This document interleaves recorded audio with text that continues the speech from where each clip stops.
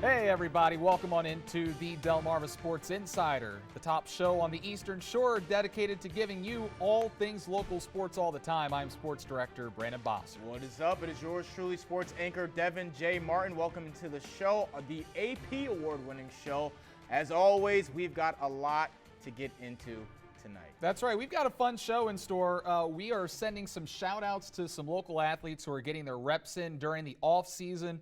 And, of course, we've got some finals talk coming up, Devin. Now, before we get to the finals later, let's first start here locally and talk some football. Yeah, because we don't want to talk about the finals just yet. We're going to save that a little bit later on in the show. We've got football to talk about. Blue Gold, a tradition like no other in Delaware. We got to see some of the best seniors in the first state take to the field tonight. Now, let's take you out to Newark now. The 66th annual Blue Gold All-Star Game, the best of the best, going head-to-head on the gridiron in that 90-degree weather. Now, Ryan Von Brandt in the pocket, and he's going to air this one out. Desire Tart in the corner for the end zone score. We're all tied up at 7 apiece. That was a beautiful pass. It was right on point. But Blue is going to get it back in, or so they thought. They go for the punt, but it is blocked. That is one of the worst ways to give up a score, is when those special team scores is really bad. And that one rolls into the end zone. No one is jumping on it.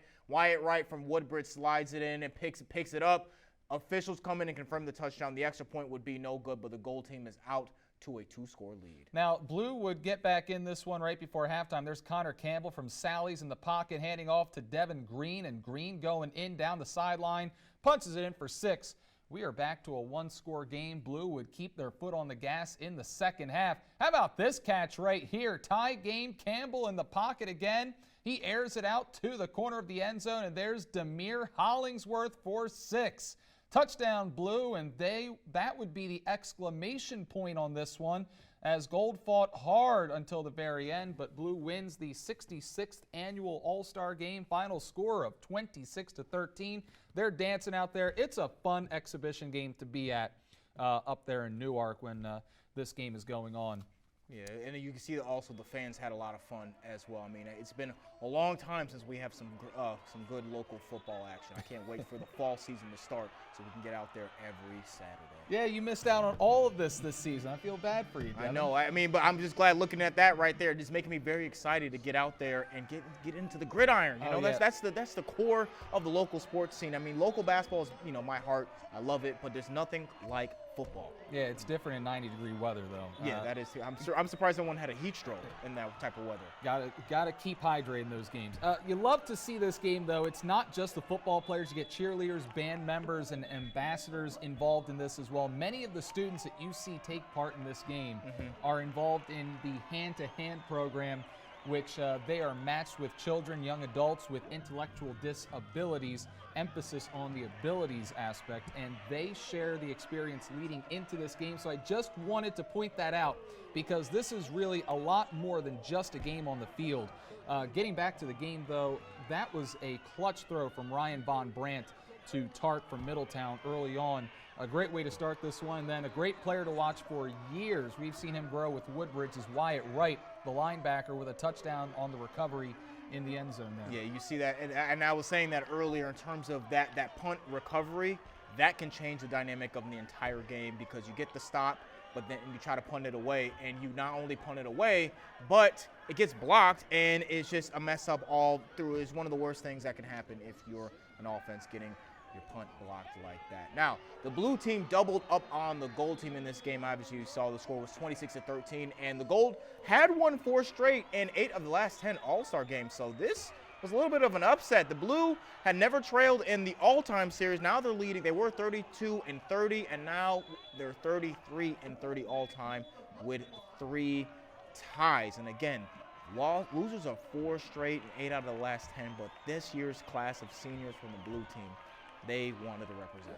Yeah, I think that goes to show how much talent there is downstate compared to upstate. Blue team is upstate kids, gold is downstate kids, and obviously we saw some great players making their final appearance on the field wearing their school's helmets out there. Javier White, the leader of the Bulldogs for Laurel, as they won the 1A title during the fall. That was a fantastic moment for the Laurel community. That was a fun story.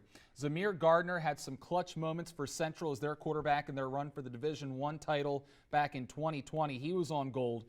Devin DeMoe, a terror on the field for Smyrna's offense for the last few years as a wide receiver. Jalen Warner, the speedy back for Delmar. Jalen Morris for Lake Forest had a great career.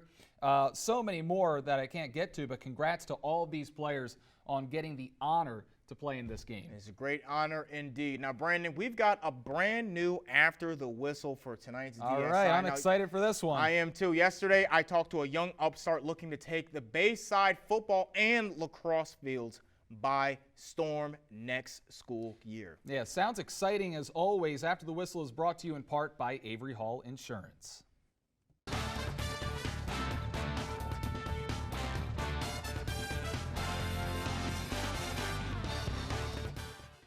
Meet Parkside's James Harmon. This young man has a talent in 2 sports and has big aspirations for both of them next fall. I want to play for the tournament team, the 9th grade tournament team, and I want to play varsity as for my freshman year for football and lacrosse. While he loves both football and lacrosse, lacrosse is his favorite. He picked up the stick back in 2020 thanks to the influence of his stepdad. My stepdad, Jeff, he got me into lacrosse. I didn't really want to do it at first. I just wanted to stick to football and basketball, but then I ended up doing it, and I really don't regret it at all. Now he has a longer history with football, playing since his Pop Warner days over in Delaware. So for the past couple years, he says he's hone-tuned his dedication year-round to continue to stay prepared and be in shape for both the football fall season and the lacrosse's spring season. I'm going to the Athletic Academy year-round. You have to stay focused. You have to, I play outside sometimes, outside of the fields, outside of practices, to get, better at the sport. And then football is different seasons than lacrosse, so it's easy to go around like that. He says his focus comes from his stepdad, who has supported his journey every step of the way. He just helps me out a lot. He spends a lot of money on me and really tries to help me push to where I need to be. So until the season starts, expect James to be working relentlessly to hone his craft. Fittingly, he describes himself as an athlete with one simple word: dedicated. I'm Devin J. Martin for 47 ABC Sports. Now, his dream is to make it to the Premier Lacrosse League to play professional lacrosse. He's got a lot of steps before he makes it good luck on that. far. But him going to high school in the fall and trying out for varsity as a freshman is a very important step to take. All right, we'll be looking forward to seeing his name out there on the field. That's it for the A block. We're taking a commercial break. Steph Curry did it once again. We are breaking down the finals coming up. How did the Warriors do it? How does Devin feel about Steph now? My thoughts will be after the break. Hi, my name is Nathan Horn, and I play linebacker and tight end at Cape and Lupin High School, and you're watching Delmarva Sports Insider.